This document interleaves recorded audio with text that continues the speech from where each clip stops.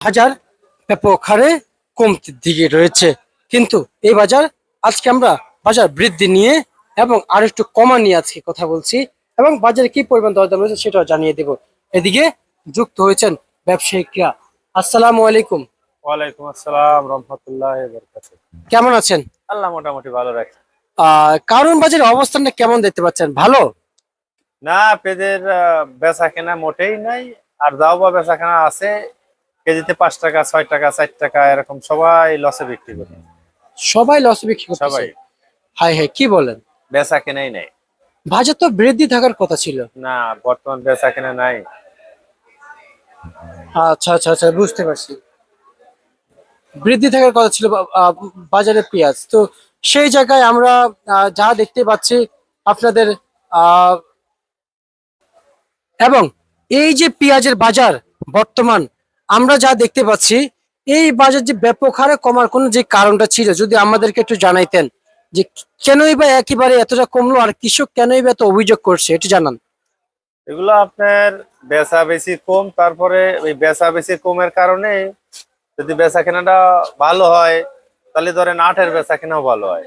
এখানে বেচা কেনা খারাপ, ওই মোকামের বেচা কেনাও খারাপ। কারণ গাড়িস্থ যতই অভিযোগ করুক, আমরা যদি বেচতে না পারি তাহলে তো আমরা কিনবো না। আচ্ছা আচ্ছা আচ্ছা। আর যদি আপনার ওই খুরসাওয়ালারা না খায় তাহলে আমরা বিক্রি করবো কার কাছে? আবার আমরাই কিনে এনে কি করবো? বেচা কেনার সাথে হলো সব। বেচা কেনা হইলে হয়তো হোটেল ক্যান্টিন রেস্ট হাউস তো আছে বন্ধ, রোজার মাস জি। চলতেছে, শুধু হোটেল বা বাসা বাড়ির যারা সোলামুড়ি খাচ্ছে তারাই। আচ্ছা এই আচ্ছা জন্য এই কারণে বেচা কেনা বন্ধ। আর দাম কম হইলে ওই ভ্যান গাড়িতে বেচে শত শত লোক, আর যারা ভালো ভিআইপি দোকান তারা বেশি বিক্রি করতেই পারে না, শুধু ভ্যান গাড়িওয়ালারাই বিক্রি। আচ্ছা আচ্ছা আচ্ছা, বুঝতে পারছি। মানে মানে ভালো ভালো বিক্রেতারা বিক্রি করতে পারছে না। জি। আচ্ছা, শ্যামবাজার সরি আপনাদের কাউরন বাজারে পেঁয়াজের আজকের মূল বাজার কত যাচ্ছে, কত করে বিক্রি চলছে একটু জানান। 35 টাকা আছে, 32 আছে, 30 আছে। দেশি পেঁয়াজের বাজার জি। সর্বোচ্চ কত? সর্বোচ্চ সর্বোচ্চ উপরেরটা না নিচেরটা? নিচে নিচে। 28 টাকা।